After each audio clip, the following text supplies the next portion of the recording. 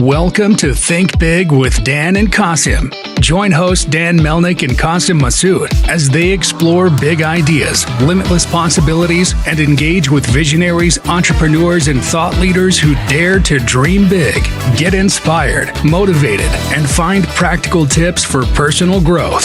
Think big, dream bigger, and ignite your potential.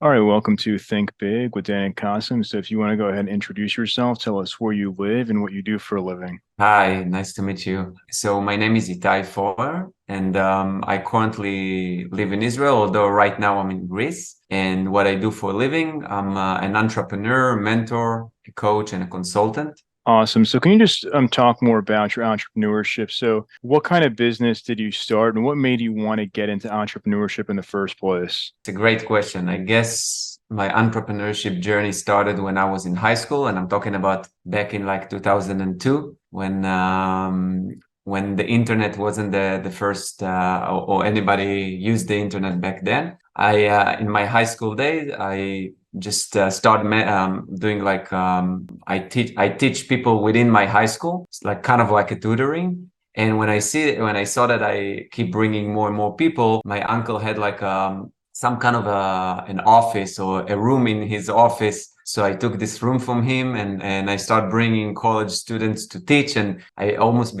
opened like a school of tutoring. And I'm talking when I was like in the 11th grade or 10th grade, something in that nature. That was like my first experience. Of course, afterwards I was in the military and I started working in different positions when I was older and when I moved to the US back in 2007. So I always wanted and I always knew that's where I want to be. And I guess in 2013, I was back then a director in a big fashion company. And I decided to, with my co-founder, to quit our job, take all of our saving and kind of like try to open a startup when startup wasn't the mainstream. I'm talking about 10, 11 years ago. And this is kind of like, I almost waited for this to do it again. And I took a lot of risk, like middle of the career to do it. But I guess my passion was for creation and call it the 0 to 1. So it was a matter of time. Awesome. So can you just talk more about that startup right in 2013? Because as you said, obviously for anybody to go and quit their job, it's a big risk. So what did you guys actually do? And like what made it seem like that was the right move at the time in 2013? Yeah, I mean, right move. There is no right move in entrepreneurship. Is a pile of risk. And I guess everybody that's gonna either turn or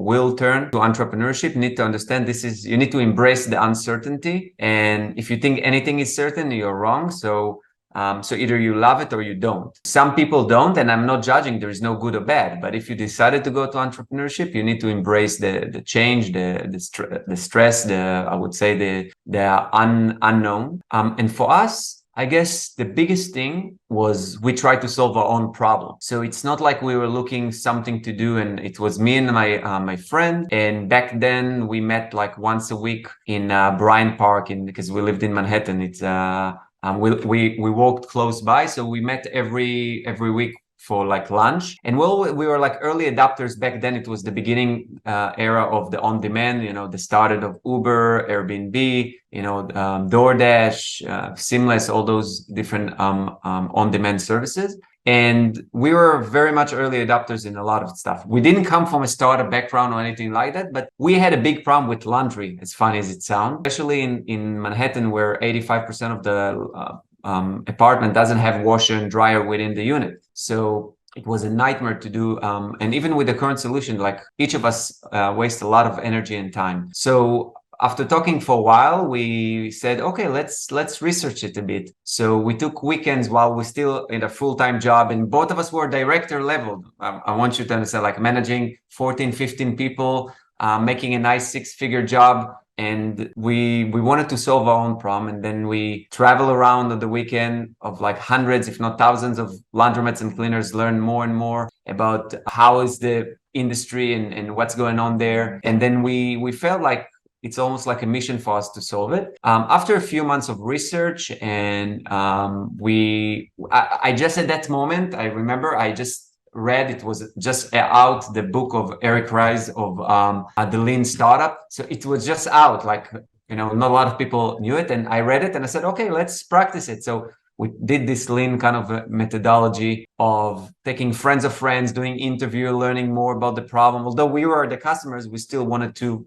understand a lot more. I guess after few researches, and we found the third co-founder, which was the technical co-founder, and we start like developing some kind of, we call it an MVP, something super basic. And we felt like we have a lot of interest in our life now, and we did it while working full time. And then we decided, okay, we want to give it a try. And we decided on a date a month away from us, kind of, I think it was I think it was even in 2012, in July, I think. We said, okay, by end of July, we're all giving our notice. And we decided it, and we just did. Each one put his own money in. We opened a company, an LLC. Each one put his own money. So we had like a bank account and a budget, you can call it. And of course, no salary. So just expenses that we'll do. And then we said, okay, let's quit and do it full time. And that's kind of where we started. And our mission and vision was, can we solve our own problem, which was basically a time problem, a convenient problem, not necessarily a cleaning or laundry problem. And that's important to understand what is the pain you're trying to solve, because the pain for someone is that's kind of like when we learned about product and startup, like a pain is a consensus, right? Like the solution is one way to solve the pain. And kind of we realized that the pain for us, like we can do laundry by walking to the laundromat or order a delivery or whatever it is. But the time we're spending and the whole process for busy professionals, it was too much. And kind of that closed it together to go ahead. And we went to like a very long journey, I would say. So is it like a two-sided marketplace? Like what was the solution? Like what did that look like? Yeah, that's a good question. So no, it wasn't a marketplace. To be honest, it's funny, is at the beginning, my co-founder really like Seamless. I don't know if you know about Grubhub, Seamless. They were like right in their their hype. And he really wanted to do it. Hey, let's do something similar just for laundry. And I told him, look, laundry, it's more of like the Uber model, right? Like you don't want to, today I want to choose either Chinese or Italian. You always want your laundry the same way, in a more concise way, right? So then we decided, okay, it cannot be the Seamless. It can be more of the Uber model, if we call it. And then at the beginning, we thought about how to make it for the customers. So eventually we created an app where a customer can come in, order their laundry, and a delivery person will come to you within our time frame. So 6 to 7 or whatever. It was early in the morning, late in the evening, 7 days a week. And you're getting the laundry and dry cleaning folded and clean within 24 hours. So the concept is, how can you do less and get everything and of course, everything we built is towards it. But behind the scene, we actually needed to build a huge operation technology system, because we have the drivers with the delivery app for them and how to do dispatching to all of those orders. And we have the cleaning side, because at the beginning we used local laundromats. And as we grow, we open warehouses of our own, and we use third-party wholesalers to bring. So it become more complicated, but every time, or the question in mind always is, can we actually save our promised value proposition, which is 2-3 hours a week by, and I remember our tagline was, do what you love, we get your laundry. So we always talked about like the time value that we're saving for people, not the cleaning aspect of it. Awesome. So was it only in New York or nationwide? I mean, because I think that you sold the company, correct? So for the first question, we started with a few zip codes in New York, right when we started, Upper West Side, that's where I live. But we kept growing it to all of the city, to Brooklyn too. Then we went to San Francisco, LA, Washington, DC, Jersey, a lot of other places. In 2020, we actually merged the company. So that was a successfully merger for us, where we merged it with a strategic partner that has I would say it was a vertical integration for us. That company had factories of dry cleaning and laundry, plus a lot of drop-off stores within New Jersey and New York. And we brought the technology and all the system behind it. So it was great for us. And this was in the beginning of 2020. So roughly 8 years of running this company. That's what we had. 3 founders, and then in our peak, we got to even 400 employees. So it was a wild journey. And throughout this journey, we went to Y Combinator, which was an amazing experience. And we raised a little over $20 million through this thing. And we got to tens of millions of dollars a year in revenue. So it was a big, I would say, a big operation out of like an idea to solve our own problem. The two founders in the beginning. So did you exit completely, or are you still involved with the company? Like, what is your current role today? Yeah, so the company is so me personally, I'm on the board of directors. I'm not an active employee since 2020, in the last 4 years. I do have nice amount of shares still. The company is profitable right now. We actually did, like, because of COVID, which changed the game also for us, because it was a period where there's not a lot of people going to work, right? Like there's not a lot of laundry and dry cleaning to be done. We survived that period. Now we're profitable as a company. We raised a little bit more money to buy more companies. So we start some acquisitions. And I think so far we bought 5 or 6 companies, some in the home cleaning. So we got into home cleaning as well. And some in, we even bought right now a company in London. So we went international even. So I meet them on the board of the every quarter. So the goal is like to keep growing the top line and improve some stuff and hopefully sell it within the next year or so for private equity or big company. For sure. So in terms of scalability, obviously now in 2023, everybody's looking at the best use case for things like AI. So does AI have a use case in the laundry business? And if so, what could you see that possibly being? So I guess when I left 2020, AI wasn't the main thing. Although I since then, like 4 or 5 months ago, me and a partner of mine, we have a lot of digital assets, and we're buying and we're doing, and we actually build a product called 2slash.ai, the number 2 and slash. This is a tool, a short content writing assistant tool that based on AI. So I definitely understand more about the AI, I would say.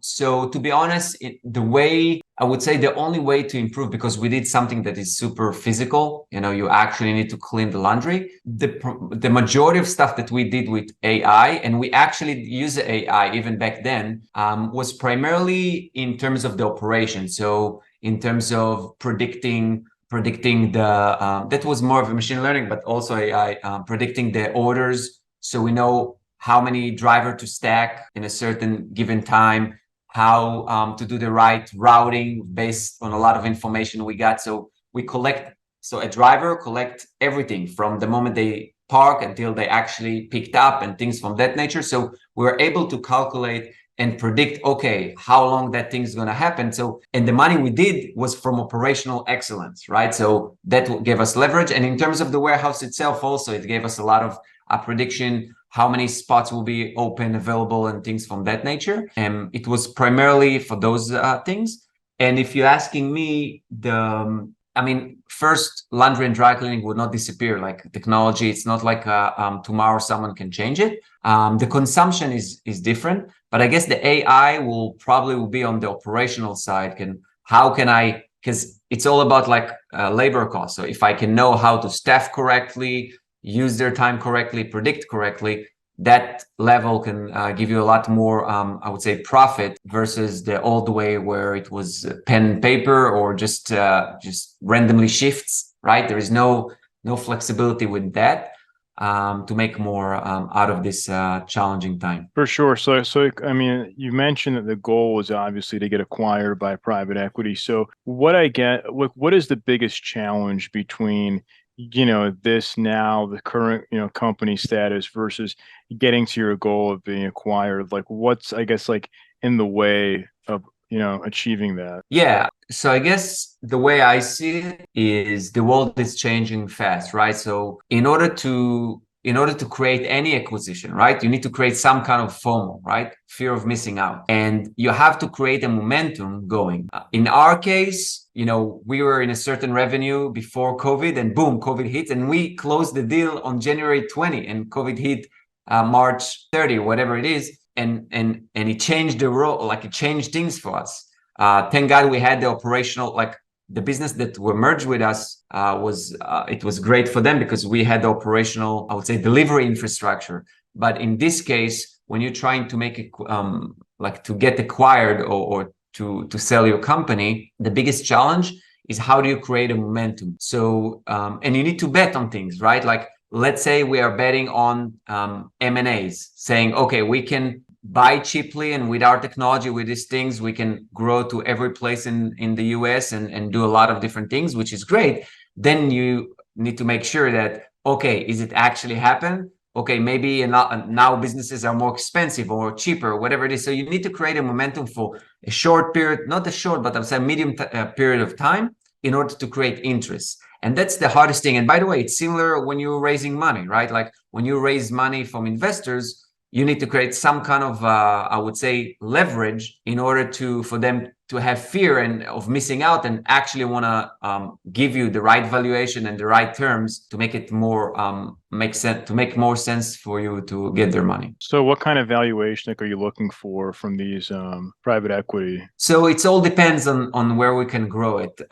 It's the valuation is very dependent on the industry you are at, the type of business you are at, type of, because I would say software, the reason why it's scaling in terms of valuation is because it's the profit margins are big versus anything that is physical, when and also the percentage of growth is much different, right? Because if you can scale easily globally with something versus you actually need to have operation on the ground for something, it's different. It's hard for me to say because, like I said, it's changing in times, and now we actually doing a move, building some technology wise that we can actually license or give it away, and that will probably help us increase the valuation.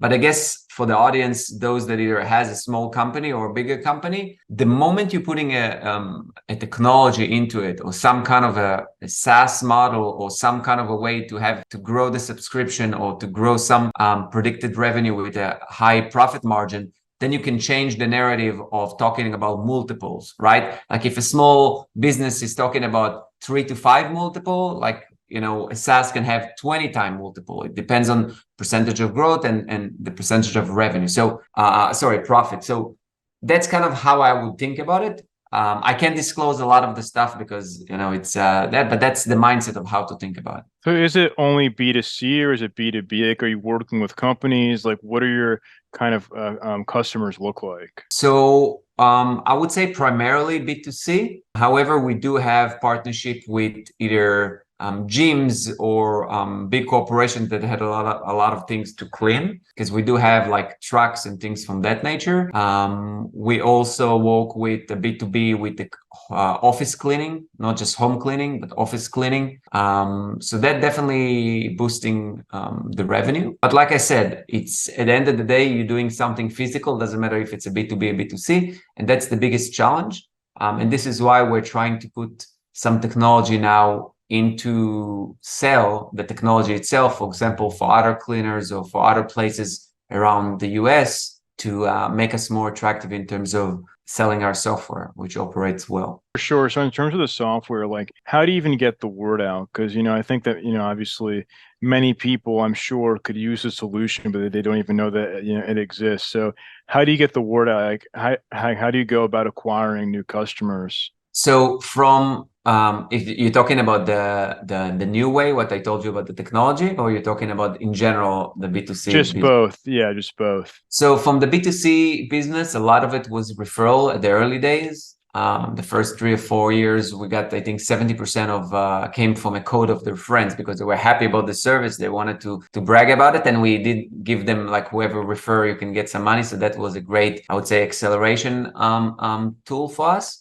As you grow and then you go to other markets, it's usually what worked best for us is doing across platforms. So we did some of the paid acquisition like Facebook, Google, and things from that nature, but also some direct mail. It's funny as it sounds, because of its laundry, there was a lot more acceptance and it was super cheap for us. And we target like a specific zones. So we didn't target everywhere.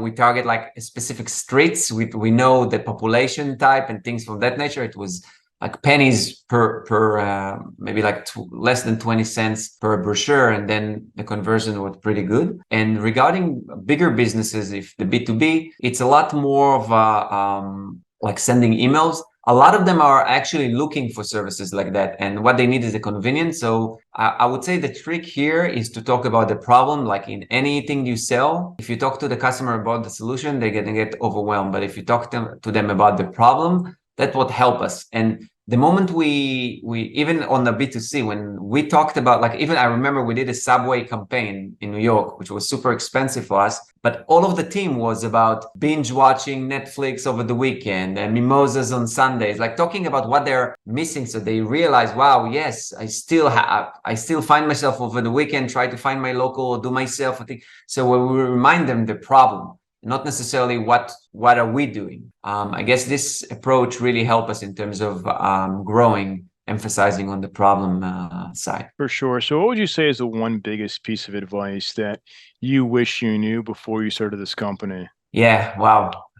It's hard to say to one, but I guess I'm also doing a course right now. I'm transferring a course for others on product market fit. And I guess that's the biggest lesson, that product market fit is an ongoing phase, an ongoing process. And a lot of companies think, oh, we hit product market fit, that's amazing. We also hit a product market fit pretty soon, but then it's not a one point in time, right? And a lot of people forget about it, a lot of entrepreneurs and founders, and they kind of like, oh, I found a formula that is working, but the market is not staying static. Things are changing. Think about it. If Netflix at the beginning were killing blockbuster, then torrent and Pirate Bay and things like that came, and then they need to compete to a whole different level. So then they come as a streaming service. So they needed to change the game.